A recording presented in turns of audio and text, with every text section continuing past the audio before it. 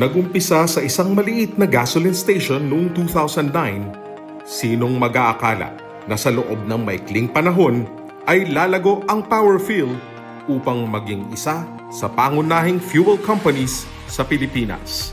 Nag-start kami na isang maliit na gas station sa Kanyugan, Barangay Kanyugan, Malolos, Bulacan. Tapos unti-unti, nadadagdagan. Sa ngayon, meron kami around 70 plus branches. Nagdi-distribute din kami ng mga fuel sa iba-ibang gas stations din. Nag-i-import na rin kami ng fuel. Meron kaming storage facility sa Quezon and sa Visayas naman, sa Cebu.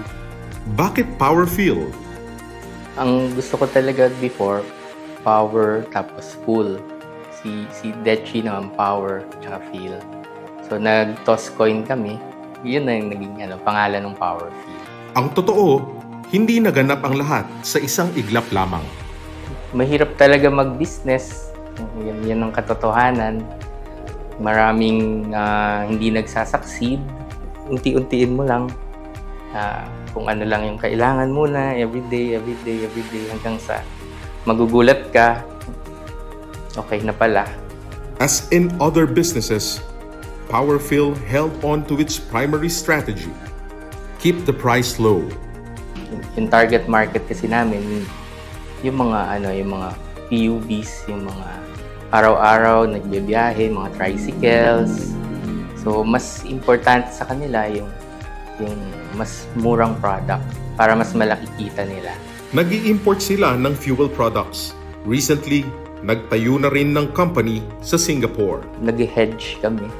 Di lahat ng mga fuel traders or importers kayang gawin yung gano'n. So, Powerfill's three-pronged vision of innovation, inclusivity, and full integration are indeed the key reasons behind its very aggressive growth.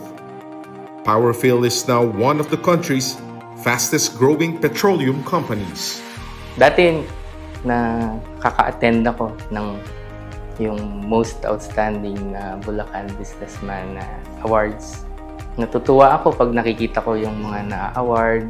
Nung bata ako, parang perseverance, yung value na natanim sa akin.